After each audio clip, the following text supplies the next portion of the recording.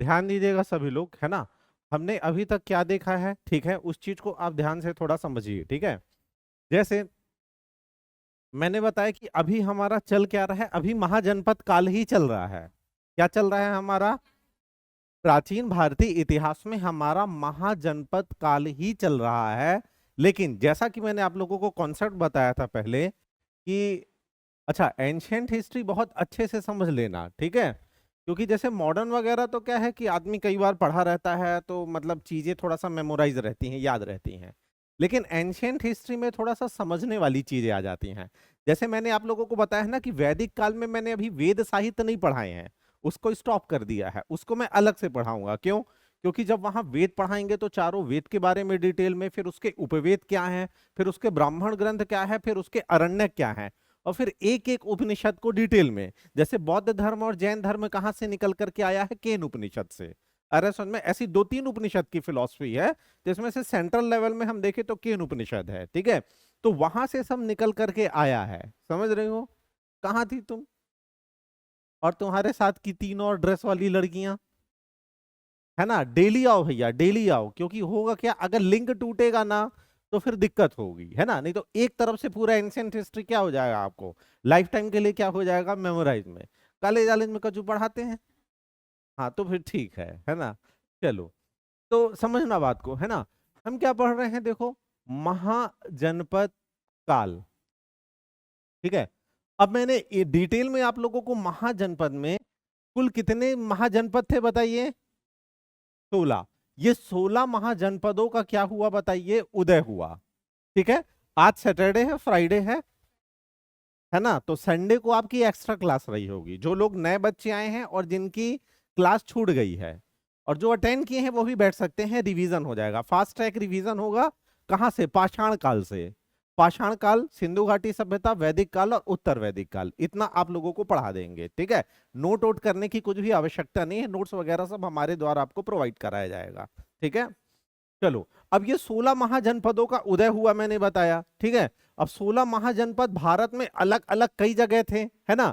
जैसे मगध था, अंग था, ठीक है, कौशल था, वत्स था, सूरसेन था, अवंती था, चेदी था, अश्मक था, गांधार था, कंबोज था, ठीक है। और इस प्रकार से आपसे कुल कितने 16 महाजनपद थे।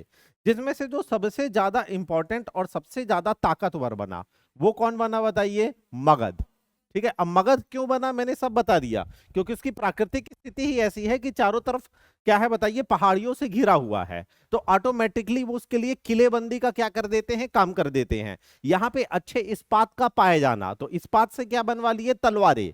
तलवारों से युद्ध में क्या है, जीतते गए, है ना। इसी के साथ क्या हुआ, यहाँ के शासक का महत्वाकांक्षी होना, जैसे बिंबिसार, फिर अजात शत्रु, ये सब कैसे थे बताइए? महत्वाकांक्षी शासक थे, सामान्य शासक नहीं थे। जैसे आज हम बिंबिसार को ही पढ़ेंगे, ठीक है। तो इस प्रकार से आपने देखा तो मगध साम्राज्य का क्या हुआ, उदय हुआ। और ये सबसे पहले इसने किसको जीता? अंग को जीता, इसके बगल में, है ना। तो मगध ने क्या किया कि जहां जहां जिससे मगध ने साम्राज्य विस्तार की नीति अपनाई। सबसे पहली बार भारतीय इतिहास में अगर किसी ने अपने साम्राज्य का विस्तार किया है तो वो कौन है बताइए? मगध है, ठीक है। और मगध ने क्या किया कि जो कमजोर राजा था उसको युद्ध में पराजित कर दिया, और जो शक्तिशाली राजा था उससे लड़ेगा क्या? नहीं। तो शक्तिशाली राजा से उसने क्या किया? वैवाहिक संबंध स्थापित कर लिए, तो वो उसका क्या बन गया? समधी। तो ऑटोमेटिक दहेज में आधा साम्राज्य उन्होंने अपना पूरा नहीं देंगे, आधा साम्राज्य किस में दे दिए बताइए? दहेज में दे दिए। तो दहेज प्रथा उस समय से प्रचलित थी, आजकल तो कुछ नहीं दिया जाता, पहले साम्राज्य दे दिया जाता था, ठीक है। तो इस प्रकार से आप देख रहे हैं मगध साम्राज्य और आगे बढ़ जाएगा। अब इसी पैरेलल में क्या हो रहा है देखिए, इसी के साथ पैरेलल में यहां पे क्या चल रहा है, ठीक है, धर्म का भी उदय हो रहा है। कौन से दो धर्म हमने पढ़े अभी? बौद्ध धर्म और जैन धर्म। अब ये पैरेलल में ये भी ट्रेवल करेंगे। अब यहां से भारत का देखो, मगध साम्राज्य से भारत का राजनीतिक इतिहास चालू होगा, क्योंकि अभी तक किसी भी शक्तिशाली राजा का हमें ऐतिहासिक प्रमाण नहीं मिला है, ठीक है। तो मगध से मगध से यानी कि हर्यक वंश से हमारा भारत का, प्राचीन भारत का राजनीतिक इतिहास प्रारंभ होगा। और ये किसके पैरेलल में चलेगा? धर्म, यानी कि राजनीति किससे प्रभावित रहेगी? धर्म से। आज की भी राजनीति भारत की धर्म से प्रभावित है कि नहीं है? धर्म, भारत जैसे देश के लिए धर्म एक बहुत बड़े वोट बैंक का काम करता है कि नहीं करता है? समझ रहे हो? ठीक है। जैसे अलग अलग धर्मों के अलग अलग त्योहार में सरकार उनके लिए स्कीम लेकर के आती है। जैसे दिवाली में क्या हिंदुओं के लिए बोनस, ठीक है, मुस्लिमों के लिए वो कौन सा त्योहार होता है? ईद। तो ईद में क्या देते हैं? एक पैकेज देते हैं ना, जिसमें सिवैया वैया और सब कुछ मोदी जी ने इस बार बांटा कि नहीं बांटा? समझ रहे हो? तो इसी प्रकार मतलब सभी धर्मों को, सरकार सभी धर्मों को साथ लेकर के चलेगी। क्यों चलेगी? क्योंकि उसको वोट चाहिए है, चाहिए वोट की नहीं, ठीक है। तो इसी प्रकार यहां पे जो भी धर्म पॉपुलर होगा, जो भी धर्म पॉपुलर होगा, तो राजा ऑटोमेटिक उसको संरक्षण प्रदान कर देगा। तो जैसे मगध साम्राज्य का जो सबसे शक्तिशाली शासक रहेगा बिंबिसार, तो बिंबिसार किसको संरक्षण देगा? बौद्ध धर्म को। फिर उसका बेटा आएगा अजातशत्रु, तो अजातशत्रु शुरू में नहीं देगा, लेकिन बाद में उसने देखा कि बौद्ध धर्म का वर्चस्व बहुत ज्यादा फैल रहा है, तो मुझे भी इस बहती हवा के साथ चल देना चाहिए। तो अजातशत्रु भी क्या करेगा बताइए? बौद्ध धर्म को क्या करेगा? संरक्षण देगा। और जब बिंबिसार बौद्ध धर्म को संरक्षण देगा, तो उसके साथ के जो शासक रहेंगे, जैसे कौन? अवंती में उस समय चंडप्रदोत है, ठीक है। फिर वहां पे कौन है? कोसल नरेश प्रसेनजीत है। तो ये दोनों भी बौद्ध धर्म को ग्रहण कर लेंगे। तो आपसे एग्जाम में पूछता है कि इसमें से कौन सा शासक है जो बौद्ध धर्म को ग्रहण किया था या उसने बौद्ध धर्म को संरक्षण दिया था? तो सबसे पहला नाम आएगा बिंबिसार का, दूसरे नंबर में प्रसेनजीत का, तीसरे नंबर में चंडप्रदोत का, चौथे नंबर में आएगा किसका? अजातशत्रु का, है ना। फिर आगे के कुछ शासक जैन धर्म का समर्थन करेंगे, क्योंकि अब बुद्ध जी चले जाएंगे, चले जाएंगे कि नहीं चले जाएंगे बताइए, है ना। तो फिर कौन आएगा? इनके 23 साल बाद कौन आएगा? महावीर स्वामी आएंगे। तो जैन धर्म का वर्चस्व होगा, तो अगला राजा ऑटोमेटिक किसको समर्थन या संरक्षण करेगा बताइए? जैन धर्म को। तो जो उदयीन है तो फिर वो किसको मानेगा? वो जैन धर्म को मानेगा, ठीक है। तो अब पैरेलल में ये चल रहा है, हम ये पढ़ लिए, ये पढ़ लिए, लेकिन इसको स्टॉप कर दिए थे। अब इस 16 महाजनपदों में, इस 16 महाजनपदों में कुल कितने लोग मतलब यहां पे शासन करेंगे? तो इस 16 महाजनपद में सबसे ताकतवर कौन हो जाएगा? मगध, ठीक है। अब इस मगध से यहां से कितने वंश टोटल शासन करेंगे? तो टोटल कितने करेंगे? 7। तो 7 वंश आएंगे, आ रहा है समझ में? तो 7 वंश यहां पे शासन करेंगे मगध में। और अब मगध का और विस्तार होता जाएगा, आगे चल करके शिशुनाग आएगा तो वो अवंती को कैप्चर कर लेगा। ध्यान देना, जब चंडप्रदोत बीमार हुआ था, क्या हुआ था बताइए? उसे पीलिया हो गया था, मैंने आपको बताया था। तो जब चंडप्रदोत को पीलिया हो जाता है, तो बिंबिसार अपना राजवैद्य यानी कि उसका डॉक्टर जो जीवक है, तो उसके इलाज के लिए भेजता है। चंडप्रदोत पे आक्रमण उस समय इसलिए नहीं करता है मगध, क्योंकि मगध की स्थिति नहीं थी कि एक तो दूरी बहुत ज्यादा थी, यहां से मध्य प्रदेश तक आना है, आ रहा है समझ में, ठीक है। और ऑटोमेटिक अवंती बहुत शक्तिशाली राज्य था, ठीक है।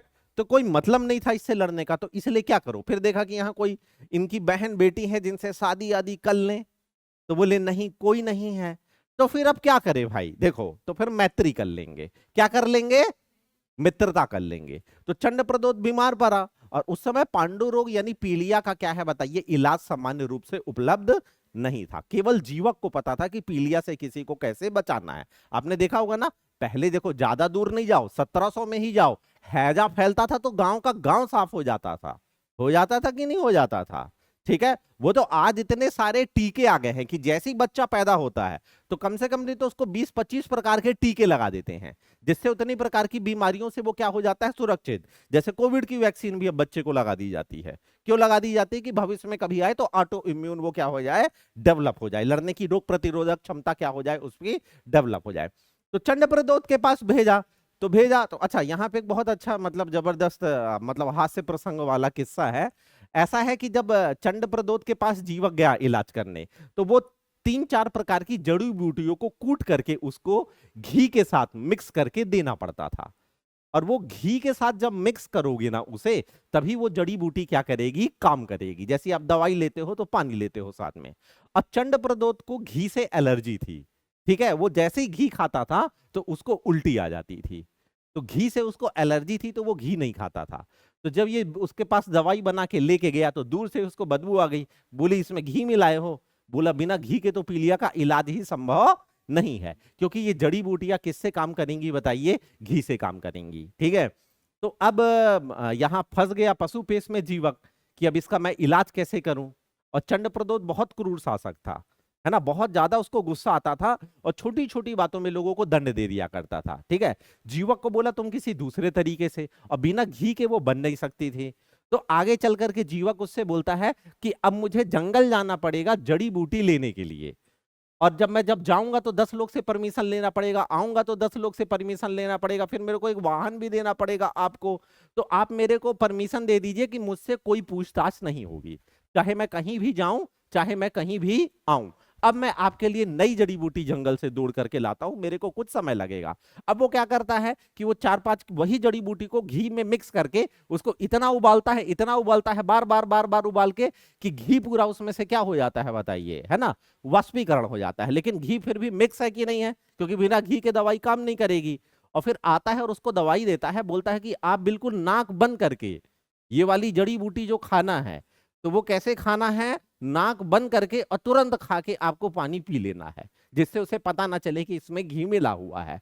अब उसने ऐसा ही किया, खा लिया। अब खाने के बाद क्या कि उसका अंश उसके शरीर में तो चला गया, लेकिन थोड़ी देर बाद उसको खूब उल्टियां हुई, तो उसको समझ में आ गया कि इसने घी मिलाया है।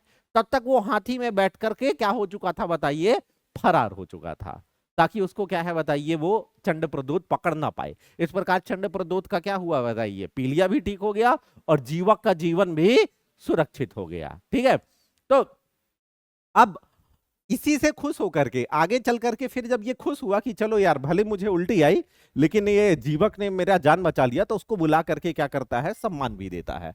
और खुश होकर के आधा राज्य अवंती का किसको दे देता है, बिंबिसार को। लेकिन पूरा नहीं देता है, कितना देता है, आधा देता है, लगभग 33% देता है। ठीक है, अब आगे चल करके जब शिशुनाग आएगा, तो शिशुनाग पूरा अवंती को किसमें मिला लेगा, यहां मिला लेगा। इस प्रकार अवंती का साम्राज्य इतना, सॉरी, मगध का साम्राज्य इतना बड़ा बन जाएगा, क्योंकि मगध में अब कौन मिल गया है, अवंती। अब बीच के ये जो चुटपुट रहेंगे इनको भी जीत लेगा। तो इसलिए सबसे ज्यादा 16 महाजनपद में सबसे ज्यादा प्रासंगिकता किसकी रहेगी, मगध की रहेगी। और कुल कितने राजवंश आएंगे, 7 आएंगे। ये सभी 7 लोग कहां राज करेंगे, मगध में राज करेंगे। तो अब हम एक एक करके राजवंश को देखते हैं। तो पहले तो आप नोट करेंगे, ये पूरे जो 16 महाजनपद में 7 राजवंश शासन करेंगे, उनके नाम पहले नोट करेंगे। 16 महाजनपद, हाँ,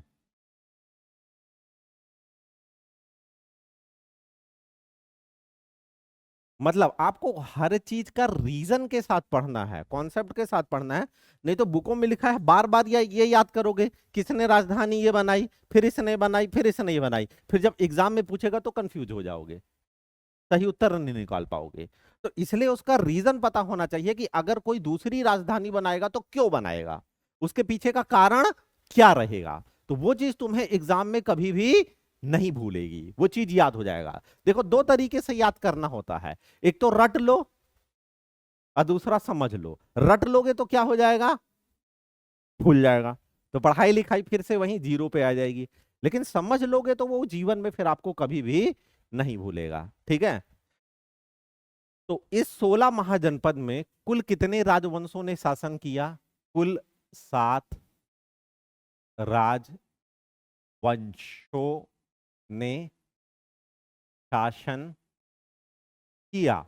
अब ये कुल 7 राजवंश कौन है, इनको आपका एक क्रम से नाम पता होना चाहिए। ठीक है, तो इसको याद करने के लिए हमने इनके शुरू शुरू के अक्षर ले लिए। ठीक है, हसिन, मशुक, सा, आपको याद करने के लिए। ठीक है, तो सबसे पहले हा से कौन आएगा, हर्यक वंश।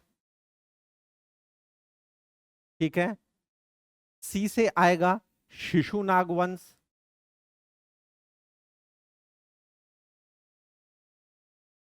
ठीक है, और ना से क्या आएगा आपका नंद वंश। ठीक है। फिर मां से सबसे ज्यादा प्रतापी वंश मौर्य वंश, यही चंद्रगुप्त मौर्य हुआ था और सम्राट अशोक हुए थे। ठीक है। तू से आपका शुंग वंश, और का से कर्ण वंश। कर्ण वंश उतना इंपॉर्टेंट नहीं है, ये बस आया और चला गया, उतना ज्यादा ये इंपॉर्टेंट नहीं है। ठीक है। और सा से फिर आपका सातवाहन वंश। इस क्रम से हमें पढ़ना है। तो कुल कितने हो गए? 7। पहला हर्यक वंश, दूसरा शिशुनाग वंश, तीसरा नंद वंश, चौथा मौर्य वंश, पांचवा शुंग वंश, छठवां कर्ण वंश और सातवां सातवाहन वंश। ये सभी वंश कहां पे राज करेंगे बताइए? मगध में राज करेंगे। कहां पे राज्य करेंगे बताइए? मगध में। इसके बाद फिर होगा विदेशी आक्रमण। ठीक है, तो फिर हम उसको समझेंगे। हाँ, तो समझ में आया आप लोगों को? कुल कितने वंश मगध में शासन करेंगे? ये 7। ठीक है। और इन 7 में जो सबसे ज्यादा पावरफुल रहेगा वो कौन रहेगा? इन सब में सबसे ज्यादा पावरफुल जो रहेगा वो मौर्य वंश रहेगा। आ रहा है समझ में? यानी मौर्य वंश बीचों बीच में, इधर 3 वंश और इधर 3 वंश, लेकिन इसमें जो सबसे ज्यादा पावरफुल रहेगा वो कौन रहेगा? मौर्य। क्योंकि यहाँ पे चाणक्य आएंगे और वो चंद्रगुप्त मौर्य को क्या करेंगे? राजा बनाएंगे। ठीक है। फिर दूसरा सबसे प्रतापी शासक कौन रहेगा? चंद्रगुप्त मौर्य के बाद सम्राट अशोक रहेगा। ठीक है। तो सबसे ज्यादा पावरफुल कौन था बताइए? ये था। और सबसे ज्यादा कमजोर वंश कौन था? कर्ण वंश था। ठीक है। ये आएगा और क्या हो जाएगा? चला जाएगा। ठीक है। अब देखो, हालांकि मगध में हर्यक वंश के पहले भी एक वंश था, उसका नाम क्या था? बृहदत्त वंश। और बृहदत्त वंश का राजा, जिसका नाम महाभारत में मिलता है, जरासंध था। ठीक है। लेकिन चूंकि अब उसके बारे में हमें कोई ऐतिहासिक जानकारी नहीं मिलती है। ऐतिहासिक जानकारी मतलब समझ रहे हो ना? ना तो कहीं लिखा मिला है, ना कोई ऐसी रचना मिली है, आ रहा है समझ में, और ना ही हमारे इतिहास में लिखा गया है। ठीक है। तो हर्यक वंश के पहले भी वंश था। कौन था? बृहद्रथ वंश। लेकिन आपको किताबों में नहीं मिलेगा, या कुछ कुछ किताबों में इतना लिखा मिलेगा कि हर्यक वंश के पहले बृहद्रथ वंश था, जिसका सबसे प्रतापी शासक कौन था? जरासंध था, है ना। लेकिन अब चूंकि वहां डिटेल नहीं मिलती है तो अपन को उस पर नहीं जाना है। कहां पे जाना है? यहां जहां से इतिहास में साक्ष्य मिलते हैं, वहां से हम उन चीजों को क्या करते हैं बताइए? पढ़ते हैं। ठीक है। तो सबसे पहला हमारा क्या है बताइए? हर्यक वंश है।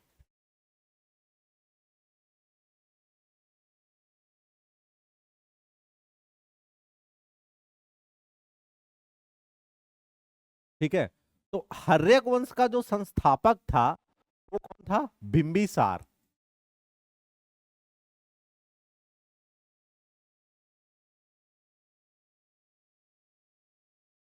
ठीक है।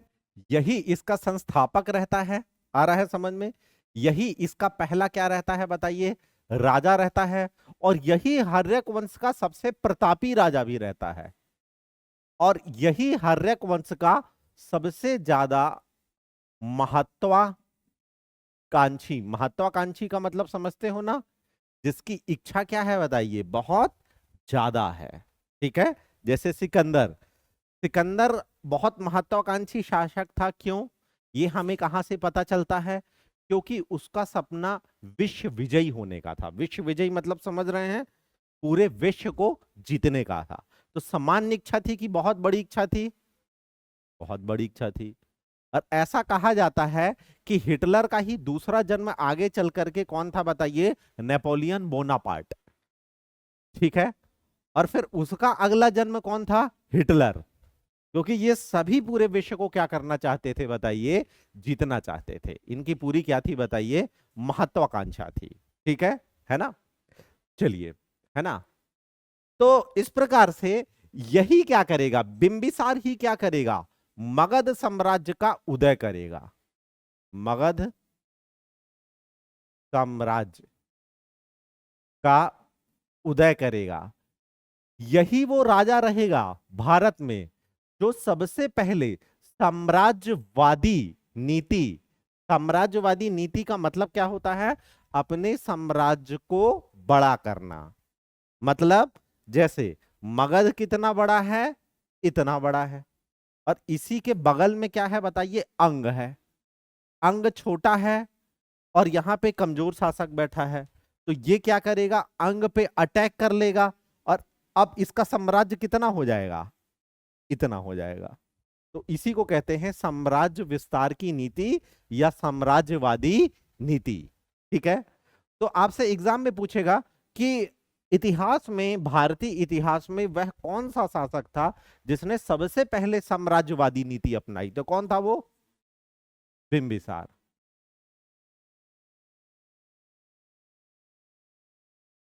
ठीक है, इतना समझ में आया आप लोगों को। ठीक है, तो ये बिंबिसार की क्या थी बताइए, मतलब खासियत थी उसकी या विशेषता थी।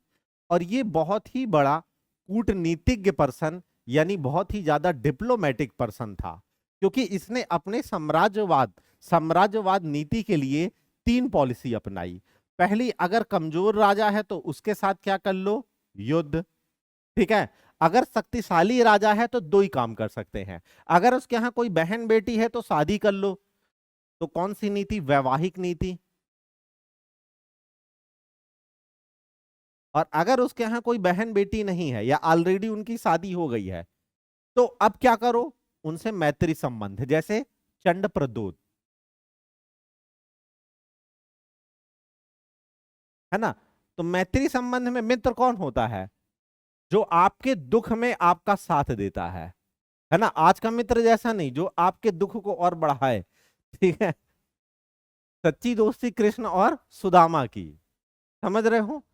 तो जब वो बीमार था तो उसने उसका साथ दिया। तो आपसे पूछता है कि जो बिंबिसार है ना, तो बिंबिसार जो है तो अपने साम्राज्यवादी विस्तार की नीति में कौन कौन से नीतियां अपनाता है, या अपने साम्राज्य का विस्तार करने के लिए वो कौन सी नीति अपनाता है, तो युद्ध अपनाता है। कमजोर राजा तो युद्ध, और मजबूत राजा हो तो या तो वैवाहिक संबंध या क्या, मैत्री संबंध। इस तरह इसने अपने साम्राज्य का क्या किया बताइए, विस्तार किया। ठीक है, तो जैसे हम देखें, मैंने आपको बताया युद्ध, तो सबसे पहला ये युद्ध कहां पे कर देगा, अंग में। और अंग में युद्ध कर लेगा तो अंग को किस में कर लेगा, अपने साम्राज्य में मिला लेगा।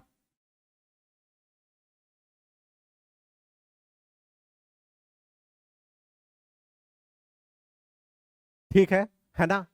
अब आगे बढ़ा वो, तो आगे बढ़ा तो उसने देखा कि उसको कौशल जीतना बहुत ही ज्यादा इंपॉर्टेंट है। क्यों, क्योंकि कौशल के ही अंडर में क्या आता था, काशी आता था।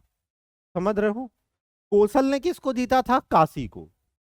और कौशल को कौन जीतना चाहता था, बिंबिसार। क्यों, क्योंकि ये बहुत ही इंपॉर्टेंट राज्य था और मध्य भारत के बीचों बीच में, है ना, अयोध्या जहां पे है आज का वर्तमान में। ठीक है ना, जिसकी राजधानी क्या थी, श्रावस्ती। ठीक है, तो इसको जीतना बहुत ज्यादा इंपॉर्टेंट था, क्योंकि यहीं से धीरे धीरे आगे बढ़ेगा कि नहीं बढ़ेगा। ठीक है, लेकिन कौशल में यहां जो राजा था, ठीक है, तो वो बहुत ही ज्यादा क्या था बताइए, मजबूत था। उस समय जो कौशल नरेश था उसका नाम क्या था, प्रसेनजीत। ठीक है, अब देखा किसके यहाँ कोई बहन बेटी है क्या, तो देखा बेटी तो बहुत छोटी है, अभी अभी उसका जन्म हुआ है, तो उससे क्या शादी करेगा, नहीं करेगा। उससे आगे चल के अजात शत्रु शादी करेगा। ठीक है, प्रसेनजीत की बेटी से, क्योंकि बेटी छोटी है, उसके पुत्र के बराबर है अजात शत्रु के, तो इस कारण से वो किससे शादी करेगा, देखेगा कि एक बहन बैठी है, बहुत दिन से उसका शादी ब्याह नहीं हो रहा है। ठीक है, तो वो जाकर के प्रस्ताव देगा प्रसेनजीत की बहन के लिए, और उसकी बहन का नाम क्या है, कोसला। तो कोसला से क्या कर लेगा बताइए, विवाह। तो इस प्रकार से मतलब जो काशी है ना, तो काशी दहेज में दे देगा, किसको दे देगा, बिंबिसार को दे देगा। समझ में आया कि नहीं, है ना। लेकिन आगे चल करके ये हर्यक वंश को हम बोलते हैं पितृहंता वंश। पितृहंता वंश मतलब कि ये गद्दी में बैठने के लिए अपने ही पिता की क्या कर देते थे, हत्या कर देते थे। तो अजात शत्रु इसका जो बेटा रहेगा तो वो अपने ही पिता की हत्या कर देगा, और इसके पिता का नाम क्या है बताइए, बिंबिसार। तो जब बिंबिसार की हत्या कर देगा तो कौन विधवा हो जाएगी? हो जाएगी कि नहीं? तो नाराज कौन हो जाएगा? तो जो काशी दहेज में दिया था तो वो क्या कर लेगा? वापस ले लेगा। तो फिर अजात शत्रु क्या करेगा बताइए? काशी पर आक्रमण करेगा। क्यों करेगा? दोबारा उसको जीतने के लिए। लेकिन यहां पे अजात शत्रु हार जाएगा। किससे हार जाएगा? प्रसेनजीत से। लेकिन उसकी बेटी से वो क्या करेगा बताइए? विवाह करेगा। तो इस शर्त पे फिर उसको छोड़ दिया जाएगा कि चलो ये हमारा समधी है, उसकी बेटी आएगी तुरंत दौड़ के, बोले पापा जी मैं इससे प्यार करती हूँ। तो पापा जी क्या बोलेंगे? पहले तो गुस्साएंगे, बोलेंगे मैं सल्फास खा लूंगी, मर जाऊंगी, न रहूंगी मैं, न रहेगा आपका साम्राज्य। इसलिए आप अजात शत्रु को भी छोड़ दो, और काशी दहेज में दिए रहे ना उसके पापा को, तो बेटे को भी अब वापस से दहेज में दो। तो वापस से काशी उसको मिल जाएगा। क्यों मिल जाएगा? क्योंकि प्रसेनजीत की जो बेटी रहेगी उससे कौन शादी कर लेगा बताइए? अजात शत्रु कर लेगा। ठीक है। तो इस प्रकार चल करके कौशल पे भी आगे चल करके उसका राज्य हो जाएगा, क्योंकि ये फिर आगे चल के बूढ़ा हो जाएगा। ठीक है।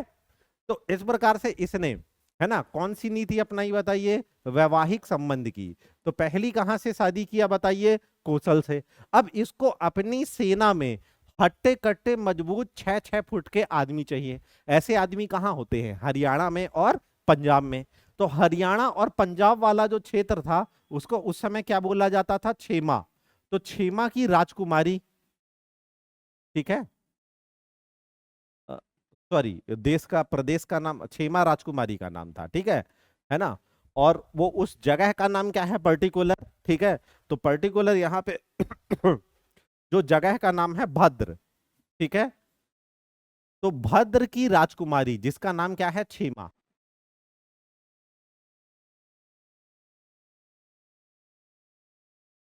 छेमा से क्या कर लेगा ये? विवाह। तो छेमा से विवाह करके इसको क्या प्राप्त हो जाएंगे? कुशल सैनिक। कुशल सैनिक। और ऐसा बोला जाता है कि हरियाणा के लोगों में जेनेटिक लड़ाकू प्रवृत्ति होती है। आपने देखा होगा कभी हरियाणवी लोगों को, या पिक्चर विक्चर में, यूट्यूब में, है ना। और पंजाब के लोग भी, ठीक है, लेकिन हरियाणा में ज्यादा। ठीक है। उनके डीएनए में क्या है बताइए? लड़ाकू प्रवृत्ति है। आगे चल करके ये लोग अकबर तक को कैद कर लेते हैं। ठीक है। तो ये जाट सैनिक और प्लस पंजाब के सैनिक किसकी सेना में शामिल हो गए? मगध। अब उनको क्या दे देगा वो बताइए? तलवार दे देगा अच्छे अच्छे किस्म की, सैन्य प्रशिक्षण दे देगा। तो सेना किसकी मजबूत हो जाएगी? इसकी। इस प्रकार ये पहला ऐसा शासक बनेगा जो अपनी सेना में स्थायी सेना रखेगा। स्थायी सेना का मतलब समझते हो? समझो, है ना। इसके पहले तक क्या होता था कि साम्राज्य में जो लोग रह रहे हैं, मगध में जो रह रहे हैं, अंग जीत लिया तो अंग में जो रह रहे हैं, वहां के जो सिविलियन रहेंगे, सिविलियन मतलब समझ रहे हो, जो नागरिक वहां पे आम नागरिक रहेंगे जैसे हम और आप हैं, तो जब युद्ध की स्थिति आएगी तो वही लड़ने चले जाएंगे। ठीक है। लेकिन अगर किसी को सैन्य प्रशिक्षण दे दे, जैसे मिलिट्री है हमारी, तो वो कैसा लड़ेगा बताइए? अच्छा लड़ेगा। लेकिन उसे तुम सैन्य प्रशिक्षण दोगे तो वेतन भी देना पड़ेगा कि नहीं? उसके खाने पीने की व्यवस्था करनी पड़ेगी। तो इसने जब छेमा से शादी की तो वहां से स्थायी सेना रखने लगा। स्थायी सेना मतलब समझ रहे हो ना, कि इनको बोलेगा अब तुम्हारे रहने खाने पीने की व्यवस्था मेरी तरफ से, तुमको बस क्या करना है? लड़ाई करना है। तो आपसे पूछता है कि प्राचीन भारत के इतिहास में पहला शासक जिसने स्थायी सेना रखना शुरू की, उसका नाम क्या है? बिंबिसार। ये सब बिंबिसार चल रहा है। बिंबिसार, वो तो कहानी बता रहे थे कि ये कोसला रहेगी प्रसेनजीत की क्या बहन, फिर बेटी से आगे चल करके शादी करेगा अजातशत्रु, उसका बेटा करेगा। ठीक है। अब इसके बाद, ठीक है, तीसरा है ना, जो हमारा क्या है बताइए? गणतंत्र है। तो वहां पे एक जगह है जिसका नाम क्या है बताइए? ठीक है, वैशाली। तो वैशाली भी बहुत ज्यादा क्या था बताइए? ताकतवर था। वैशाली को जीतना थोड़ा सा क्या है बताइए? कठिन लग रहा था। तो इसलिए इसने वैशाली के लिच्छवी की राजकुमारी तिलना,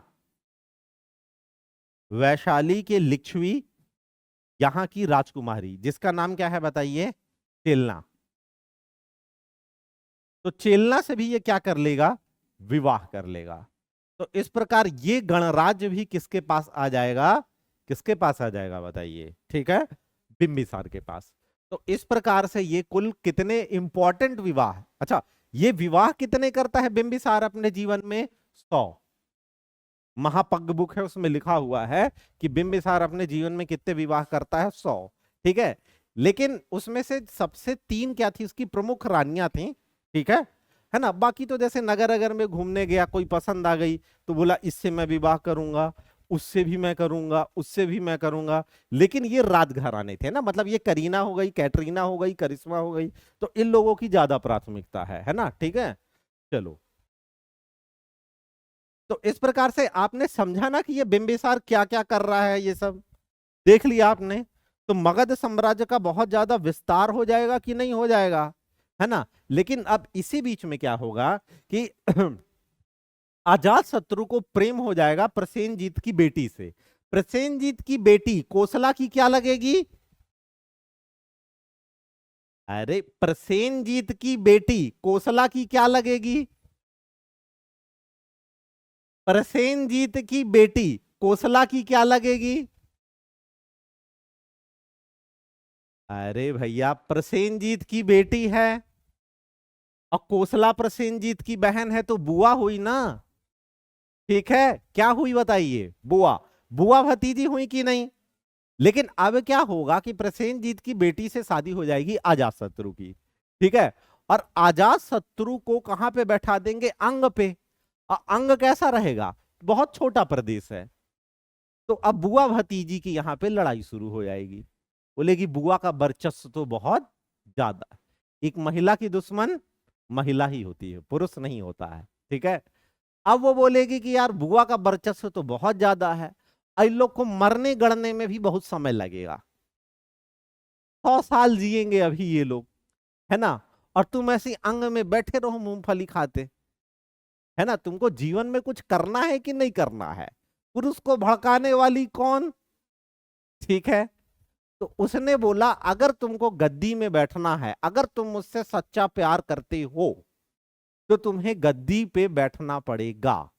और उस पे बैठने के लिए तुम चाहे जो करो। तो उसकी कुंडली उंडली दिखवाया बिंबिसार की। बोले ये तो 150 साल जिएगा। बोले लो मैं तो मर गया तब तक। बोले काम करो, मैं तो जा रही हूं मायके, तुम यहीं अंग में बैठे रहो।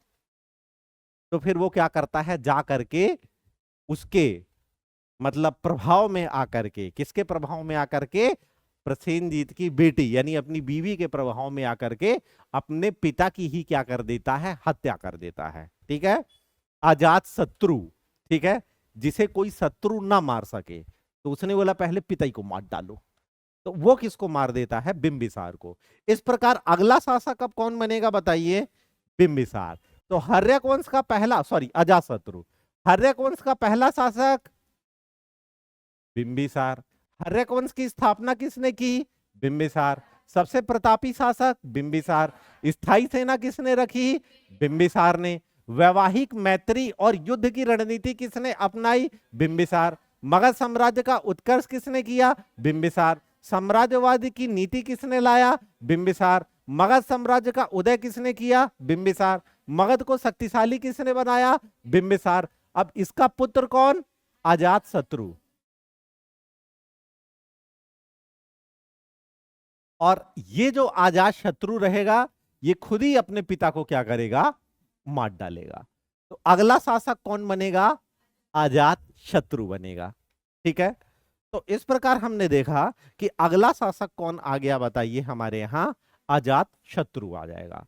अब अजात शत्रु जब यहां पे आएगा, तो ये सबसे पहला काम क्या करेगा, अच्छा बिंबिसार ने अपनी राजधानी किसे बनाई थी, गिरिव्रज राजगृह को। गिरिव्रज या जिसे क्या कहते हैं, राजगृह भी कहते हैं। मैंने 16 महाजनपद और उनकी राजधानी आप लोग को याद कराई थी ना यहाँ पे क्लास में ही, है ना। एग्जाम में आपसे क्या करता है बताइए, पूछता है, ठीक है। तो बात ये आती है कि बिंबिसार की राजधानी गिरिव्रज राजगृह थी, आ रहा है समझ में, ठीक है। और ये 5 पहाड़ी से घिरा हुआ क्या था बताइए, क्षेत्र था, ठीक है। तो अजात शत्रु क्या करेगा, अजात शत्रु यहीं राजधानी के चारों तरफ किसका निर्माण कराएगा, दीवार का। समझ रहे हो? यानी इसने राजधानी को क्या कर दिया बताइए, और ज्यादा सुरक्षित कर दिया, है ना? यानी कि दीवार बना दिया, इसी को कहा जाता है किलेबंदी। इतिहास की भाषा में क्या कह देते हैं? किलेबंदी। ठीक है। किलेबंदी करना मतलब क्या होता है समझो, कि किले के चारों तरफ क्या बना देना बताइए, सुरक्षित दीवार बना देना, ठीक है। और हर दो दीवार के बीच थोड़ी थोड़ी दूरी में एक वॉच टावर बना देना, और इस वॉच टावर में किसको खड़ा कर देना? सैनिक को, ठीक है। जो सैनिक क्या करेगा, 24 घंटे, 12 घंटे की ड्यूटी रहेगी, फिर 12 घंटे की ड्यूटी निगरानी करेगा कि कहीं दूसरे देश का कोई व्यक्ति आ तो नहीं रहा है, आक्रमण तो नहीं कर रहा, घुसपैठ तो नहीं कर रहा, गुप्तचर तो नहीं आ रहा, कोई गुप्त योजना तो नहीं बना रहा है ना? तो इस प्रकार इसने सुरक्षित कर दिया। तो आज से एग्जाम में क्या प्रश्न पूछता है? आपसे एग्जाम में प्रश्न पूछता है भैया कि जो मगध है, मगध की पहली राजधानी क्या थी? गिरिब्रज राजगृह, ठीक है। उसको सुरक्षित किसने किया? या पूछेगा कि राजगृह या गिरिब्रज मगध की राजधानी की किलेबंदी किसने की? तो किलेबंदी मतलब समझ गए क्या होता है? और वो कौन करेगा बताइए? अजात शत्रु करेगा। समझ रहे हो? ये भी बहुत प्रतापी शासक रहता है, यानी दूसरे नंबर का प्रतापी शासक रहता है ना? ये क्या करता है?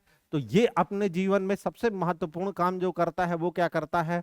प्रसेनजीत की बेटी से विवाह, कि बेटी से क्या करता है? विवाह करता है, ठीक है। और ये किसको मार डालता है? अपने पिता, पिता की क्या कर देता है? हत्या। इसलिए इस पूरे वंश का ही नाम क्या पड़ जाता है? पितृहंता वंश, है ना? क्योंकि जैसा करोगे वैसा भोगोगे। आगे इसका बेटा आएगा उदयन, तो उदयन भी किसको मार डालेगा? अजातशत्रु को। इस प्रकार पुत्र ही पिता को क्या करेगा? मारेगा। इसलिए ये वंश कौन सा वंश कहलाएगा बताइए? पितृहंता वंश। आज भी पुत्र ही पिता को मार रहा है, मार रहा कि नहीं मार रहा? कि पुत्रियां मार रही हैं बताइए? हाँ, यहाँ पे पुत्रियां सेवा कर रही हैं। अब वो सेवा क्यों कर रही हैं? भले उसके पीछे मेवा छुपा हो, लेकिन पुत्र क्या है बताइए?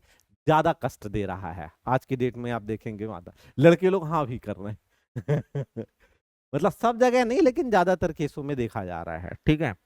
चलो, तो हम ये सब देखें, है ना? अब जब ये मार डालेगा उसको, तो इससे क्या छीन लिया जाएगा? इससे काशी, काशी वापस ले लेगा। कौन ले लेगा काशी वापस? मैं यहां लिखूंगा नहीं, आपको पता है। प्रसेनजीत वापस ले लेगा।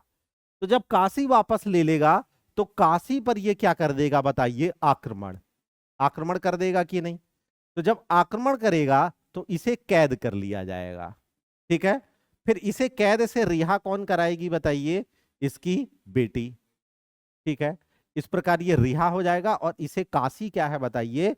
वापस पुनः प्राप्त हो जाएगा, ठीक है। क्योंकि वो अपने बहन के शौक में था, लेकिन बोला कि चलो ठीक है, बहन चली गई तो अब तो वो वापस आएगी नहीं, बची कौन है? बेटी। तो कम से कम बेटी खुश रहे, तो बेटी की खुशी के लिए क्या कर देगा वो? मतलब काशी को वापस कर देगा, ठीक है।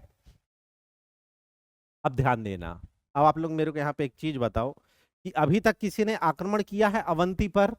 नहीं। अवंती से संबंध किसका अच्छा था? बिंबिसार का। समझ में आ गया कि नहीं? है ना? अजात शत्रु आएगा तो कुछ छेड़खानी नहीं करेगा, क्योंकि वो कहां अटका रह जाएगा? यही कौशल वाले क्षेत्र में ही, इसको सॉर्ट आउट करने में, ठीक है। जब तक ये इसको सॉर्ट आउट करेगा, ठीक है, तो अगला शासक आ जाएगा। कौन आ जाएगा? उदयन। तो उदयन ने बोला कि यार बहुत हो गई तुम्हारी, अब तो काशी आसी तुम जीत लिए हो, अब जाओ तुम भी मर जाओ। तो ये भी इसको क्या करेगा? मार डालेगा। बोले क्यों मार रहे हो? बोले क्योंकि तुमने दादा को मारा था। तो दादा का बदला कौन लेगा? फैजल। तो उदयन यहाँ पे क्या कर लेगा बताइए? बदला ले लेगा। और वो किसको मार डालेगा? अपने ही पिता को मार डालेगा। इस प्रकार जो अगला शासक कौन बनेगा? उदयन। लेकिन अब उदयन को ये भय आ जाएगा कि यार जो जो अजात शत्रु को चाहते हैं तो वो कहीं मेरे को ना मार डाले। आ जाएगा कि नहीं? कि कहीं उसके दुश्मन मुझे ही ना परास्त कर दें।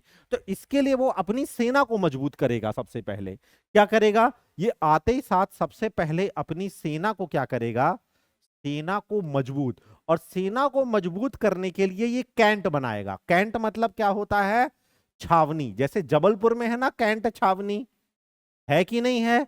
आप सदर से लेकर के रांझी तक चले जाओ तो ये जबलपुर का सेना का कैंट बोला जाता है, या हिंदी में छावनी बोला जाता है। मतलब ये एक ऐसी जगह है जहां पे मिलिट्री सेना के क्या रहेंगे बताइए, सेनानी रहेंगे, और ये लोग क्या करेंगे, युद्ध अभ्यास करेंगे, प्रैक्टिस करेंगे। आप देखते हो ना अलग अलग जगह से कहीं मतलब जो है तो बंदूकों की आवाज आती है। आप अगर सदर वाले क्षेत्र में जाओ, फिर वहां से पूरा रांझी तक जाओ, तो अलग अलग मिलिट्री के कैंप बनाए गए हैं। क्यों बनाए गए हैं? उनके युद्ध अभ्यास के लिए। और यहीं पे बहुत सारी गन और तो टोटल 6-7 फैक्ट्रियां थी जबलपुर में कि नहीं, अभी भी हैं। लेकिन है क्या कि अब हम ज्यादातर वेपन्स रशिया से खरीदने लगे हैं, तो इसलिए निर्माण कार्य इन सबका लगभग मतलब अब ना अभी भी बन रहा है, ऐसा नहीं है। धनुष वगैरह बन रही हैं, आर्टिलरी वगैरह, मतलब जो है आपके जो बड़े बड़े शक्तिमान वाले ट्रक है आप देखते हो ना, है ना, यहीं से बन के पूरे भारत में सप्लाई होते हैं, है ना। व्हीकल फैक्ट्री में क्या होता है कि टाटा क्या करता है, देखो ट्रक तो टाटा बनाएगा, ट्रक तो बनेगा नहीं यहाँ, वो तो ऑटोमोबाइल कंपनी बनाएगी ना। इंजन कैसे बना लेंगे? इंजन बनाने के लिए भारी भरकम रोबोटिक्स मशीन चाहिए कि नहीं चाहिए? तो वो सब टाटा बना के देता है। टाटा क्या क्या बना के भेज देगा यहाँ पे, इंजन भेज दिया, बॉडी भेज दिया, शीशा भेज दिया, उसका सब कुछ। यहाँ पे असेंबलिंग का काम होता है, तो आकर के उसको क्या कर देते हैं, असेंबल कर देते हैं। असेंबलिंग के बाद यहीं से ये पूरे ट्रक पूरे भारत के मिलिट्री एरिया में सप्लाई होते हैं। आगरा में भी यही मिलेगा, लिखा रहेगा टाटा, नीचे व्हीकल फैक्ट्री जबलपुर लिखा रहेगा। कारगिल में जाओगे वहां भी, तमिलनाडु में जाओगे वहां भी, तो यहीं से ये सब पूरा असेंबल होकर के जाता है। मतलब पूरी सैन्य गतिविधि कहां पे होगी? कैंट में, है ना। हथियार, तोप, गाड़ी, इन सब का निर्माण के बाद हथियारों का निर्माण, सैनिकों की प्रैक्टिस, है ना। इसीलिए तो जबलपुर पूरे 5 राज्यों का सेना का मुख्यालय है जबलपुर, की नहीं है बताओ?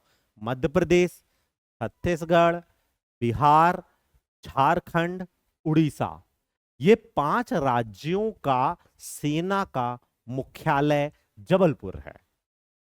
समझ रहे हो? यानी इन 5 राज्यों का कोई भी व्यक्ति अगर सेना में भर्ती होना चाहता है, दैट इज द भर्ती ऑफ अग्निवीर, तो वो कहां पे होगी? जबलपुर में हो। समझ में आया? अब फिर इनकी पोस्टिंग कहां होगी, ट्रेनिंग कहां होगी? जबलपुर में होगी। अब देखना, सदर बाजार में मंडे को व्हाइट शर्ट और ब्लैक पैंट पहने बहुत सारे नवयुवक 16 से लेकर के 19 साल के घूमते रहते हैं। उनकी छुट्टी का दिन रहता है। ये सब कौन है बताइए? हमारे सेनानी हैं। ठीक है। तो अब ये एक ऐसी जगह देखेगा, बड़ी जगह चाहिए कि नहीं चाहिए? बड़ी जगह चाहिए ना सेना की प्रैक्टिस अभ्यास ये सब के लिए, है ना। तो इसके लिए ये मैदान टाइप की जगह ढूंढेगा। तो मैदान कहां मिलेगा? आगे नदी के किनारे मिलेगा। तो 3 नदियों से घिरा हुआ शहर है पटना, जिसे उस समय बोला जाता था पाटलिपुत्र। तो 3 नदियों से, यानी कि सोन हो गई और गंगा हो गई और पुनपुन, इन 3 नदियों से घिरा हुआ क्षेत्र है जिसका नाम क्या है बताइए? पाटलिपुत्र। समझ में आया आप लोगों को? कितनी नदियों से घिरा हुआ है? 3। कौन कौन सी? सोन, गंगा, पुन। अब इसके बीचों बीच में क्या मिल गया? बड़ा सा मैदान मिल गया। तो सेना के लिए ऑटोमेटिक सुरक्षित जगह हो गई कि नहीं हो गई? कोई दूसरा अटैक कर पाएगा क्या? नहीं। नदी के किनारे लगा दो पूरी सेना, और नदी में घुसेड़ दो बड़े बड़े मगर। आ रहा है समझ में? और फिर इसकी भी चारों तरफ से कर दो किलेबंदी, और नदी में बना दो एक पुल, और वो तभी खुलेगा जब क्या है, तुम चाहोगे। तो इस प्रकार से पाटलिपुत्र को क्या बना दिया गया? कैंट। अब जब कैंट यहां पे बना दिया गया और जगह बहुत बड़ी मिल गई इसको, तो बोला कि यार हम भी वहीं रहेंगे जहां सेना रहेगी। क्यों? क्योंकि जहां पे सेना रहेगी वहीं पे आप सुरक्षित महसूस करोगे। तो इसलिए ये उठ करके कहां चला जाएगा? पाटलिपुत्र। तो एग्जाम में प्रश्न आता है कि मगध की राजधानी पाटलिपुत्र किसने बनाई? किसने बनाई? उदयन ने। क्यों बनाई? पूरी कहानी पता चल गई ना, क्यों ट्रांसफर की? ये सारा रीजन है ना। चलो अब आगे बढ़ते हैं। ठीक है। अब इसी के बाद हम देखेंगे तो अब आगे के कोई भी शासक मजबूत नहीं रह जाएंगे, शासक कोई भी मजबूत नहीं रह जाएंगे। और ध्यान देना, जब भी शासक कमजोर होगा, क्या होगा बताइए, कमजोर होगा, तो क्या होगा, या तो अगल बगल वाला जो राजा है वो आक्रमण कर देगा और उसके राज्य को क्या कर लेगा बताइए, छीन लेगा। समझ में आया कि नहीं आया? या तो फिर उसका सेनापति अगर मजबूत हुआ तो वही बोलेगा राजा को कि अरे तुम कमजोर हो, चलो तुम्हारी छुट्टी, टाटा बाय बाय, तुम जाओ, अब यहां पे राज कौन करेगा, मैं करूंगा। तो जब जब राजा कमजोर होगा तो क्या होगा, या तो विदेशी आक्रमण होगा, विदेशी आक्रमण मतलब समझ गए, बगल वाला राज्य आकर के आक्रमण कर देगा, और या तो उसी का सेनापति अगर मजबूत होगा, मजबूत मतलब पराक्रमी योद्धा होगा, तो वही राजा को मार डालेगा। क्या बोलेगा, चलो अब तुम्हारी छुट्टी, अब यहां पे कौन शासन करेगा, मैं करूंगा। ठीक है, तो आगे चल करके हम देखेंगे तो उदयन के बाद अगला शासक तो आएगा नागदशक, लेकिन नागदशक कैसा शासक रहेगा, नागदशक कमजोर शासक रहेगा। कैसा शासक रहेगा बताइए, कमजोर शासक रहेगा। ठीक है, ये जो अब इसका जो सेनापति रहेगा वो बहुत बड़ा योद्धा रहता है, इसका जो सेनापति है वो बहुत बड़ा योद्धा रहता है, उसका नाम क्या रहता है बताइए, शिशुनाग। तो शिशुनाग देखता है कि यार सारी चीज तो मैं ही संचालित कर रहा हूं और ये कमजोर है, तो एक काम करो, ये जो शिशुनाग यानी जो छोटा वाला नाग रहेगा तो ये बड़े नाग को क्या करेगा, खा लेगा, बोलेगा कि चलो अब जाओ तुम्हारी छुट्टी। तो इस प्रकार से अब अगले वंश का उदय होगा। ठीक है, तो अभी तक कौन मार रहा था, बेटा, अब कौन मारना शुरू कर दिया, सेनापति, क्योंकि शासक क्या हो गया, कमजोर। तो अब शिशुनाग आ जाएगा, तो अब ये अगले वंश की, अपने वंश की स्थापना करेगा कि नहीं, तो ये अपने वंश की स्थापना करेगा, शिशुनाग वंश, शिशुनाग वंश की स्थापना। तो अब ये हमारा आ गया दूसरा वंश, हम पढ़े थे ना, सबसे पहला हर्यक वंश और दूसरा वंश हमने क्या पढ़ा बताइए, शिशुनाग। तो अब कौन आ जाएगा बताइए, शिशुनाग। ठीक है, इतना लिख लिए हो, सब आगे बढ़े, सब कंप्लीट कर लिए हो। ठीक है, चलो, अभी तक कोई दिक्कत, कोई समस्या या कोई ऐसा पॉइंट जो समझ में ना आया हो, कुछ पूछना हो, कहीं पे भी अगर कोई डाउट हो, आगे बढ़े, नहीं तो क्लास के बाद पूछ लीजिएगा, या कल पूछ लीजिएगा, या परसों पूछ लीजिएगा, या जिस दिन आपकी इच्छा जागृत हो जाए कि मुझे पढ़ना है उस दिन। No study no confusion, more study more confusion, choose आपको करना है। ठीक है, चलो, तो अब अगला वंश आ गया, हमने लिखाया था ना, देखो यहाँ पे क्या लिखाया था आप लोगों को, देखो कि सबसे पहला वंश कौन होगा यहाँ पे, हर्यक वंश, हर्यक के बाद कौन आ जाएगा, शिशुनाग वंश। तो अब हम किस पे आ गए बताइए, शिशुनाग वंश पे।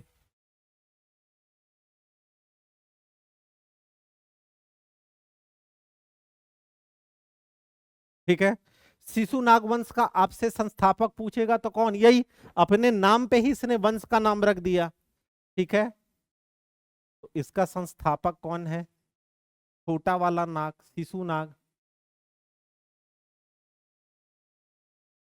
ठीक है, क्लियर है ना। अब चूंकि शिशुनाग बहुत ही ज्यादा क्या था, आक्रामक था, कैसी प्रवृत्ति का था बताइए, आक्रामक प्रवृत्ति का था। ठीक है, तो देखो राजा की क्वालिटी क्या रहती है, वो स्थायित्व तो चाहता है कि सबसे पहले तो उसका साम्राज्य सुरक्षित रहे। ठीक है, और अगर कोई बहुत ज्यादा शक्तिशाली शासक है तो उसे फालतू में हम ना लड़े, नहीं तो हम अपना ही साम्राज्य खो बैठेंगे। तो राजा की विशेषता क्या होती है, स्थायित्व चाहता है। और सेनापति की विशेषता क्या होती है, सेनापति क्या चाहता है बताइए, चूंकि वो लड़ाकू प्रवृत्ति का है, वो सेनापति चाहता है कि हम ज्यादा से ज्यादा लड़ें। जो लड़ाकू है वो क्या, जिसका स्वभाव ही लड़ना है, वो क्या करेगा, छोटी छोटी चीज में लड़ेगा, कुचुड़ कुचुड़ करेगा। लेकिन ये बड़ा आक्रामक है, तो बड़ा आक्रमण करेगा कि नहीं। तो अभी तक अवंती किसी के हाथ में नहीं आया है, बस चंड प्रदोत ने खुशी खुशी बस थोड़ा सा साम्राज्य एज ए गिफ्ट के रूप में किसको दे दिया था, बिंबिसार, यानी मगध के पास छोटा सा हिस्सा है अवंती का। लेकिन चूंकि अब ये आक्रामक है तो ये क्या करेगा, आते ही साथ आक्रमण कर देगा। शिशुनाग क्या करेगा, आते ही साथ आक्रमण कर देगा। कहां पे आक्रमण कर देगा? अवंती पर। और अवंती पर आक्रमण करके उसे क्या कर लेगा?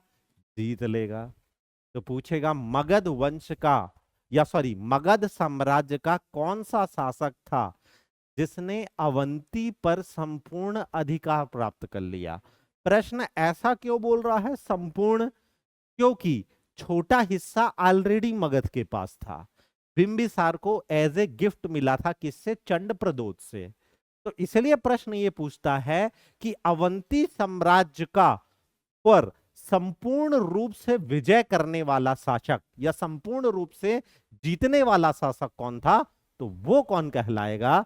शिशुनाग कहलाएगा। कौन कहलाएगा बताइए? शिशुनाग कहलाएगा। ठीक है। अब इसी के साथ ये एक तरफ से सबको जीतना शुरू कर देगा, ठीक है ना? तो वत्स राज को भी ये क्या कर देगा? पराजित कर देगा। ठीक है। तो इस प्रकार ये चूंकि लड़ाकू और योद्धा रहेगा तो इन सब को क्या करेगा? जीतेगा। और मगध साम्राज्य क्या क्या कर देगा? और ज्यादा क्या कर देगा? विस्तार कर देगा। ठीक है। अब मगध साम्राज्य देखो कहां तक फैल गया। मगध, वत्स, अवंती यानी मध्य प्रदेश तक फैल गया है। इतना बड़ा मगध साम्राज्य बन गया है। किसके समय में?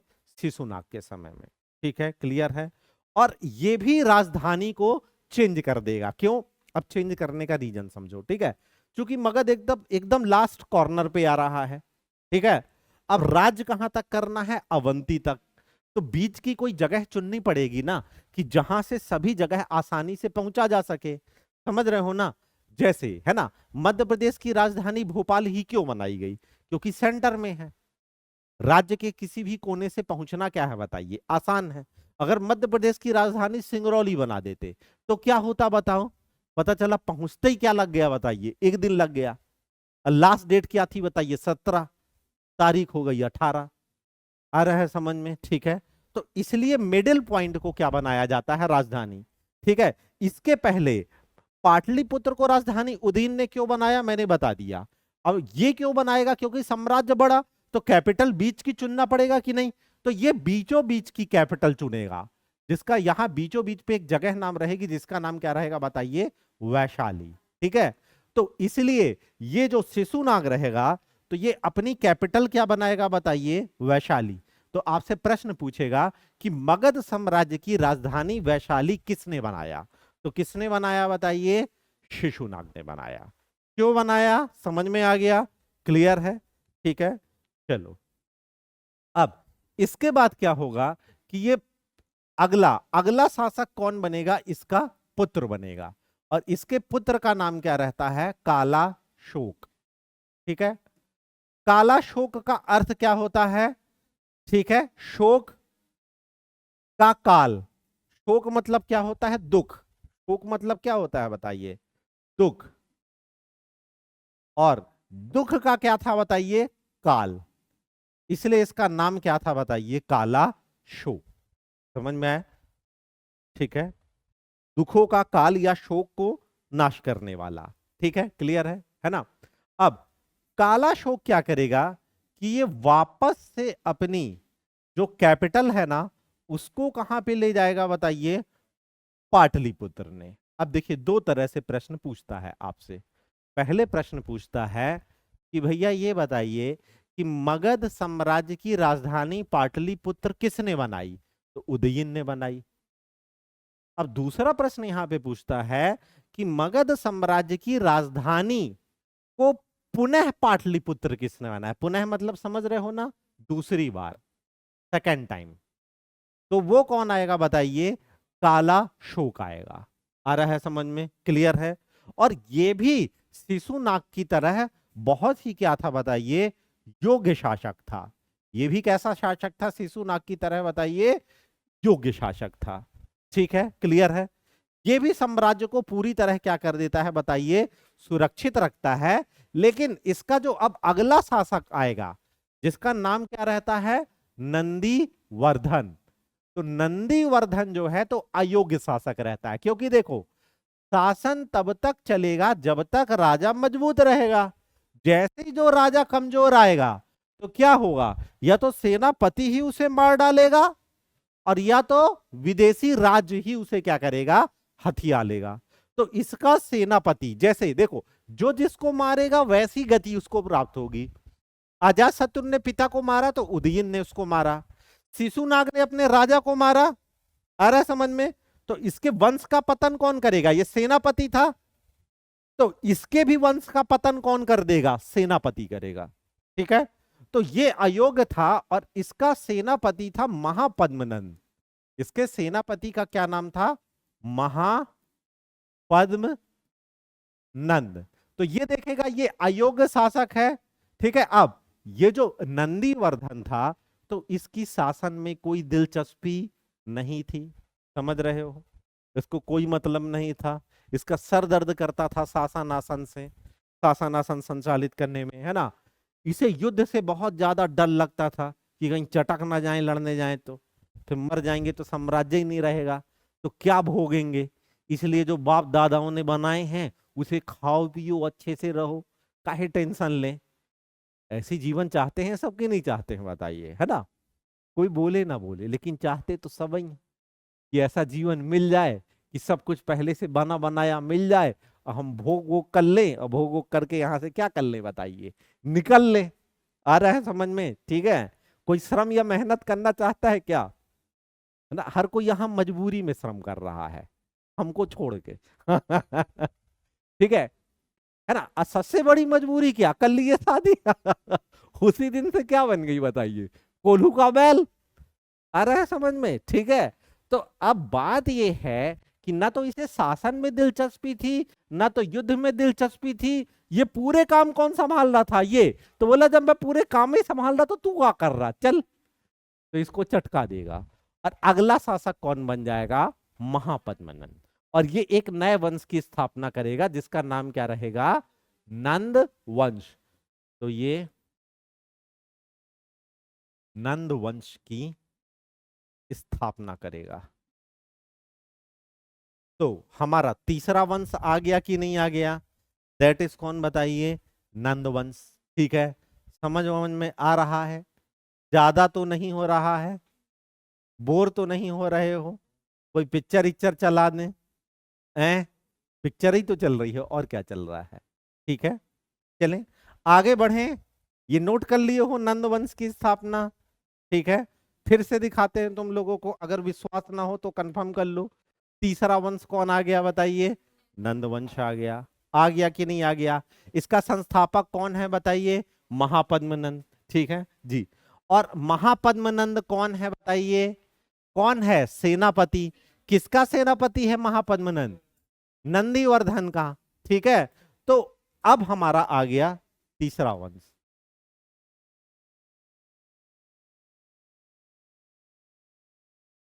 ठीक है, और नंद वंश का जो संस्थापक है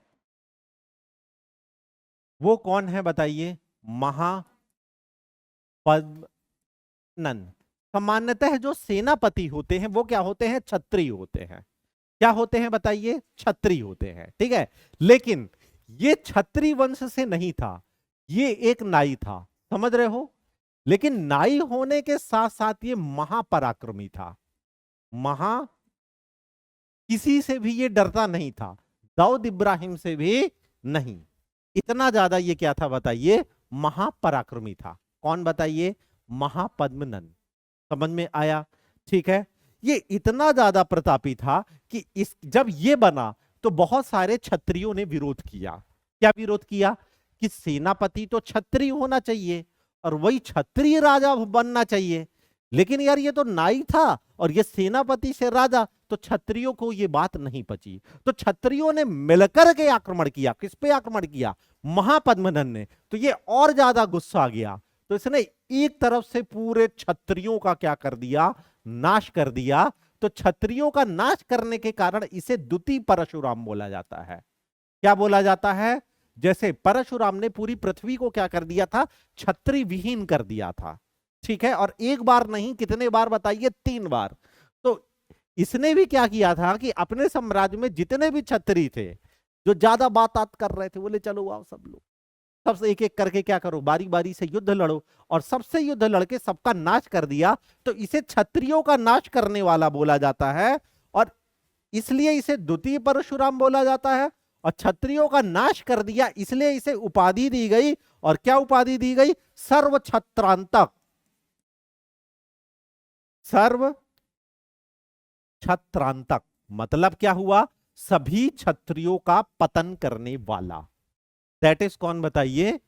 महापद्मनंद। फिर पूछा क्षत्रियों से, किसी को और कोई दिक्कत? बोले एवरीथिंग इज ऑल राइट, आप ही हमारे क्या हैं? राजा हैं। ठीक है, आप नाई हुए तो क्या हुआ? योग्य है। तो आपसे पूछता, इतिहास में पहला शासक योग्यता के आधार पे बनने वाला पहला शासक, तो वो कौन कहलाएगा? महापद्मनंद। आ रहा है समझ में? ये अपनी योग्यता के आधार पे राजा बना। ठीक है, क्लियर है ना? चलो, अब इसके बाद क्या हुआ कि अब यहां पे एक जगह है उड़ीसा में, कलिंग। समझ में आ रहा है? ठीक है, तो कलिंग पर अभी किसी ने आक्रमण नहीं किया था, क्योंकि कलिंग का शासक क्या था बताइए? मजबूत स्थिति में था। तो ये कहां पर आक्रमण करता है बताइए? कलिंग पर आक्रमण करता है। लेकिन कलिंग को पूरा ये नहीं जीत पाता है, कुछ ही हिस्सा जीत पाता है। ठीक है, एक ही हिस्सा जीत पाता है कलिंग का, ये इस तरफ का एक ही हिस्सा जीत पाता है।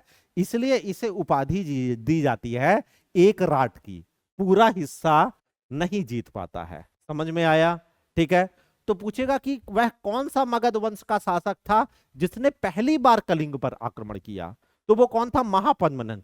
फिर आगे पूछेगा मगध साम्राज्य का वह कौन शासक था जिसने पूरी तरह से कलिंग को जीता? तो वो था सम्राट अशोक। लेकिन उसके बाद वो खुद ही क्या कर देगा बताइए? त्याग दे देगा। मतलब किससे बताइए? लड़ाई झगड़े युद्ध से, क्योंकि कलिंग के युद्ध में इतना भीषण नरसंहार होगा कि वहां की नदी कैसी हो जाएगी? लाल कलर की हो जाएगी। तो ये सब देख करके सम्राट अशोक को क्या है बताइए? बहुत ज्यादा दुख होगा कि इतना ज्यादा मार काट लड़ाई झगड़ा किसके लिए, क्यों कर रहा हूं। आ रहा है समझ में? ठीक है, क्लियर है? उसका हृदय परिवर्तन हो जाएगा और वो बौद्ध धर्म धारण कर लेगा, अहिंसा के रास्ते में चल जाएगा। एक राट की उपाधि किसे मिली? किसे मिली? सर्व छत्रांतक की उपाधि किसे मिली? द्वितीय परशुराम किसे बोला जाता है? ठीक है, इसी के समय में एक व्यक्ति थे जिनका नाम था पाणिनि। क्या नाम था बताइए? पाणिनि। ठीक है, पाणिनि ने इसी समय संस्कृत व्याकरण की रचना की। संस्कृत व्याकरण की रचना की। और वो संस्कृत व्याकरण की पुस्तक का नाम क्या है? अष्टाध्यायी। अष्टाध्यायी। ठीक है, तो इन्हीं के समय में, इन्हीं के शासन काल में पाणिनि ने संस्कृत व्याकरण की क्या की बताइए? रचना की, जिसका नाम क्या था बताइए? पुस्तक का नाम अष्टाध्यायी था। ठीक है, क्लियर है आप लोगों को? ठीक है, अब बात यहां पर यह आती है कुल मिलाकर के कि अब नंद वंश का जो आखिरी शासक रहेगा उसका नाम क्या रहेगा? धनानंद। और धनानंद की सबसे बड़ी विशेषता ये थी कि ये सामान्य भोग विलास में नहीं डूबा था, अति भोग विलास में डूबा था। और इसके अंदर धन संचय करने की बहुत ज्यादा प्रवृत्ति थी। ऐसा कहा जाता था कि इसने इतना ज्यादा धन संचय किया था कि मगध से सुरंग लेकर के कहां जाती थी? प्रयागराज तक। ठीक है, और उस पूरी सुरंग में उसने क्या भर दिया था? सोना भर दिया था। इतना ज्यादा ये धन का क्या करता था? संचय। और किस लिए? भोग के लिए। ठीक है, पूरे टाइम क्या करता रहता था? ये मदिरा पीता रहता था और मदिरा के साथ साथ नृत्य का आनंद लेता रहता था। और जैसी पैसे की जरूरत पड़ती थी तो आज की तरह जैसे वर्तमान सरकार टैक्स ले रही है, कोई दिक्कत नहीं, जीएसटी को क्या कर दो? बढ़ा दो। 8 को 18 कर दो, 18 को 28 कर दो, 28 को 35 कर दो। जनता मर जाए तो मर जाए, लेकिन टैक्स की दरों को क्या कर दो? बढ़ा दो। जबकि कौटिल्य अर्थशास्त्र में लिखते हैं कि कभी भी राजा को जनता से इतना टैक्स लेना चाहिए जितना कि समुद्र से जल का वाष्पीकरण होता है, लगभग ना के बराबर। समुद्र से जल का वाष्पीकरण हो जाता है तो खत्म हो जाता है कि नहीं? लेकिन वर्तमान सरकार इतना ज्यादा टैक्स ले रही है कि आधा समुद्र ही गायब हो जा रहा है। हर चीज महंगी होती जा रही है कि नहीं? आ रहा है समझ में? ठीक है, जैसे आपने सुना होगा टोयोटा की फॉर्च्यूनर एक गाड़ी आती है। ठीक है, जिसकी कीमत आप लेंगे लगभग, मान लो टॉप मॉडल अगर आप लिजेंडर लेते हो तो आपको समथिंग 65 लाख रुपए की पड़ती है, ठीक है। लेकिन उस गाड़ी में टैक्स कितना लग रहा है, वो गाड़ी आ रही है 30 लाख की, 35 लाख गवर्नमेंट उसमें टैक्स ले रही है। 30 लाख की गाड़ी है, 35 लाख गवर्नमेंट टैक्स ले रही है, तो आपको कितने की पड़ रही है, 65 लाख। 35 लाख किसको दे रहे हो, सरकार को। 30 लाख किसको दे रहे हो, टोयोटा कंपनी को दे रहे हो। टोयोटा कंपनी एक गाड़ी में कितना कमा रही है, 5 लाख, लेकिन भारत सरकार कितना कमा रही है, 35 लाख। समझ रहे हो, ठीक है। तो उसी तरह ये क्या करता था धनानंद, कि बोला एक काम करो, पैसा ज्यादा चाहिए टैक्स बढ़ा दो। बोले टैक्स नहीं दे रहे हैं जो लोग, तो उनको चमड़ा का बेल्ट ले लो और ऊपर से नीचे तक मारो। तो इतना ज्यादा जनता पे अत्याचार हो रहा था, ठीक है, इतना ज्यादा अत्याचार हो रहा, जनता इससे बहुत ज्यादा क्या थी बताइए, परेशान थी। आ रहा है समझ में। अब इसी समय क्या हुआ कि एक व्यक्ति आता है जिसका नाम रहता है सिकंदर, जिसका सपना क्या था, विश्व विजेता बनना, ठीक है। और 16 महाजनपदों में से एक महाजनपद यहां था गंधार, और एक जनपद एक यहाँ पे क्या था बताइए, कंबोज, ठीक है। तो वो कहां तक पहुंच गया था, कंबोज तक। कहां तक पहुंच गया था बताइए, कंबोज तक, ठीक है। और धनानंद कहां बैठा हुआ है, यहां बैठा हुआ है। और यहां गंधार की राजधानी क्या थी, तक्षशिला। और तक्षशिला में एक विश्वविद्यालय था, तक्षशिला विश्वविद्यालय। यहां पे पॉलिटिकल साइंस यानी राजनीति विज्ञान के एचओडी कौन थे बताइए, चाणक्य। अब जैसे ही चाणक्य को पता चलता है कि सिकंदर आ गया है, तो वो दौड़ करके किसके पास जाते हैं, भारत के सम्राट के पास, जो कि कौन था, धनानंद। और उसे बोलते हैं कि सिकंदर यहां तक आ गया है और उसका सपना विश्व विजयी बनने का है, तो आप एक काम करिए, एकजुट करिए सभी लोगों को। क्योंकि भारत उस समय बटा हुआ था अलग अलग टुकड़ों में, तो बोले इन सभी महाजनपदों को एक करके आप नेतृत्व करिए और सिकंदर से लड़िए, नहीं तो पूरा साम्राज्य चला जाएगा। अब धनानंद क्या बोले, देखो नाच गाना चल रहा है, इतना अच्छा तमन्ना भाटिया डांस कर रही है आज की रात, और ये डिस्टर्ब कर रहा है, तो एक काम करो, इसी वक्त इसको यहाँ क्या कर दो, भगा दो। तमन्ना को बोला तुम नाचो, और इसको एक काम करो, भीख दे दो, ब्राह्मण आया है, और भीख दे करके इसको यहां से भगा दो, क्योंकि ये क्या कर रहा है, डिस्टर्ब कर रहा है, ठीक है। तो उसी वक्त चाणक्य को वहां से भगा दिया। चाणक्य ने बोला मैं यहां भिक्षा लेने नहीं आया हूं, मैं तो एक शिक्षक के नाते तुम्हें आगाह करने आया था कि अपने साम्राज्य को बचा लो। और चाणक्य उसी समय फिर अपने शिखा पे चोटी बांधते हैं और बोलते हैं कि मैं तब तक इस शिखा को नहीं खोलूंगा जब तक कि मैं धनानंद का साम्राज्य परास्त नहीं कर दूंगा। और फिर वहां से वो बाहर निकलते हैं, तो देखते हैं एक छोटा सा बालक खेल खेल रहा होता है, राजा मंत्री चोर सिपाही का, जिसमें चंद्रगुप्त मौर्य किसकी एक्टिंग कर रहा होता है, राजा। उसी फुटपाथ से उसको उठाते हैं और भारत का सम्राट बनाते हैं, सिकंदर को हराते हैं और धनानंद को परास्त करते हैं। पहले तो धनानंद को परास्त करते हैं और चंद्रगुप्त मौर्य को यहां सम्राट बनाते हैं, और अगले वंश की स्थापना करते हैं, दैट इज मौर्य वंश। और फिर जाकर के सिकंदर को भी क्या कर देते हैं, परास्त कर देते हैं। समझ में आया। तो इसलिए अब अगला वंश कौन आ जाएगा, मौर्य वंश। और मौर्य वंश का संस्थापक कौन रहेगा, चंद्रगुप्त मौर्य। लेकिन किसकी सहायता से, चाणक्य। करेंगे तो चाणक्य, लेकिन राजा किसको बनाएंगे, चंद्रगुप्त मौर्य। धनानंद से 17 बार युद्ध किया था। प्रॉब्लम क्या थी, धनानंद के पास कुशल और प्रशिक्षित सेनानी थे, उनको हरा पाना मुश्किल था। चंद्रगुप्त मौर्य के पास कौन सी सेना थी, जंगल के कुछ डाकू, कुछ पहाड़ी क्षेत्र के लोग, आ रहा है समझ में, जिनको उचित प्रशिक्षण प्राप्त नहीं था। तो जैसे ही युद्ध होता था, तो जब देखते थे कि चंद्रगुप्त मौर्य को चारों तरफ से घेर लिया गया है, तो वहां से एक ऊपर से सफेद कलर का झंडा दिखाते थे, और झंडा दिखाते थे जैसे ही, तो चंद्रगुप्त मौर्य देखता था कि अब झंडा ऊपर की तरफ आ गया, मतलब मैं मरने वाला हूं, इसका मतलब दौड़ के कहां चले जाओ, पहाड़ की तरफ चले जाओ।